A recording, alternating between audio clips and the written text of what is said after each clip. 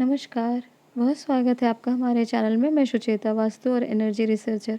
आज हमारा विषय है मानसून से जुड़ा हुआ, और हम अपने इस मौसम में सबसे सहज और आसान तरीके से हम अपने पितृदोष का निवारण किस प्रकार कर सकते हैं। देखिए, जैसे ही बारिश शुरू होती है तो आपने देखा होगा जगह जगह पीपल के वृक्ष उग जाते हैं, और इन्हीं पीपल के वृक्षों से आपको एक मैसेज हम यहाँ पे देने का, समझाने का प्रयास कर रहे हैं कि अगर आपके घर की छत में या खिड़कियों के आसपास अगर पीपल के वृक्ष उग रहे हैं, तो इसका डायरेक्ट मैसेज है कि आपके पितृ अशांत है। ये हमारे शास्त्रों में वर्णित है। वैसे भी मैंने आपको बहुत पीपल के वृक्षों के बारे में कई वीडियो दिए हैं, कई जानकारी दी है, आप जाकर देख सकते हैं। और ये बहुत महत्वपूर्ण है, क्योंकि अगर पितृ अशांत है, पितृ दोष है आपके जीवन में, आपकी पत्री में, तो इसका डायरेक्ट अर्थ ये होता है कि आप कभी भी धन से और संतान से कभी आपको सुख की प्राप्ति नहीं होगी। आप धन को लेके हमेशा परेशान रहेंगे। धन के आवागमन से लेकर आपको हमेशा चिंता बनी रहेगी। कभी लॉस, कभी आपके जीवन में आप अपने काम में आप अनसक्सेसफुल होते हुए देखेंगे। और दूसरा बहुत महत्वपूर्ण है संतान से और संतान के द्वारा। आप या तो संतान के व्यवहार से दुखी होंगे या संतान ना होने के कारण दुखी होंगे। कहने का अर्थ है कि अगर आप धन से परेशान हैं या आप अपनी संतान से परेशान हैं, तो इसका डायरेक्ट अर्थ ये है कि आपके जीवन में पितृदोष लगा हुआ है, आपके पितृ अशांत है। और इसका आपको बहुत आसानी से तब पता चलता है जब आपके ही घर में पीपल के वृक्ष उगने लगे। जैसे अभी पानी गिरा, आप देखेंगे कई घरों में जगह जगह कहीं पे भी थोड़ी सी स्थान को देख के छत में कहीं जगह पे या नाली के पास या ऐसी जगह पे जहाँ पे इस पवित्र वृक्ष को नहीं होना चाहिए, ऐसे अनजाने अनजाने और अनचाहे स्थान पर ये वृक्ष की उत्पत्ति होने लगेगी। और इससे ये समझ जाना चाहिए उस जातक को कि उनके घर में पितृदोष का प्रॉब्लम है, परेशानियां हैं, इसलिए उनका उपाय करना बहुत आवश्यक है। देखिए, अगर पितृदोष है और आपके घर में पीपल के वृक्ष उग रहे हैं, तो शास्त्रों में ऐसा वर्णित है कि आप उन पीपल के वृक्ष को निकाल के फेंकिए नहीं, क्योंकि डेफिनेटली अगर आप पीपल के वृक्ष को लगे रहने देंगे तो इससे आपका घर बहुत ही जल्दी ख़राब हो जाएगा, जर्जर हो जाएगा, और इससे आपको हटाना ही पड़ेगा। तो जब इसको आप देखें कि आपके घर में पीपल का वृक्ष लग गया है और ऐसे स्थान पे लग गया है जहाँ इसे नहीं होना चाहिए, तो इसको आपको डायरेक्टली सबसे पहले एक अच्छे जगह का चयन करना चाहिए और इस वृक्ष को लगाना चाहिए। और ये भी आपको मालूम होना चाहिए कि पीपल का वृक्ष एक साधारण वृक्ष नहीं है। इसे हम सनातन धर्म परंपरा में सबसे महत्वपूर्ण वृक्षों में इसका गिनती करते हैं। और गीता में तो आपने पढ़ा ही होगा। गीता में भगवान श्री कृष्ण ने कहा है कि वृक्षों में मैं पीपल अश्वत्था हूँ। इसका अर्थ है कि भगवान श्री कृष्ण ने पीपल को स्वयं इतना महत्वपूर्ण स्थान दिया है। और भी मैंने आपको पीपल के बारे में वीडियोस दिए हैं, आप उसको जाकर एक बार देख सकते हैं। उसमें बहुत हमने गहराई में जानकारी देने का प्रयास किया है। दूसरी महत्वपूर्ण बात, आप देखेंगे कि ये जो वृक्ष है ये साधारण वृक्ष नहीं है, क्योंकि ये आप अगर पीपल की वृक्ष की सेवा करते हैं तो इसका हमारे शास्त्रों में वर्णित है कि अगर मात्र एक पीपल के वृक्ष आप स्वयं के लिए लगाते हैं।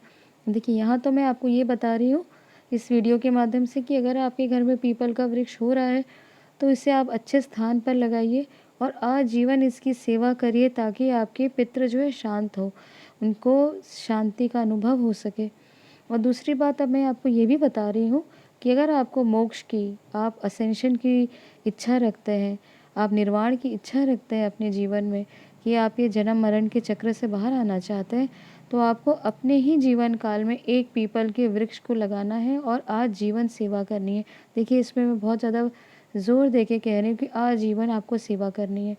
देखिए, हम भी अपने घरों में हाँ पीपल का अगर वृक्ष हो जाए तो उसे आपको लगाना ही रहता है, परंतु अगर आप उसकी आजीवन सेवा ना करें तो आप मान के चलें कि ये इस वृक्ष कुछ ना कुछ समय में इसको ये ख़त्म हो जाएगा, और इससे फिर से आपको अपने घर में पीपल जो है पितरों का दोष आपको फिर से प्रारंभ हो जाएगा।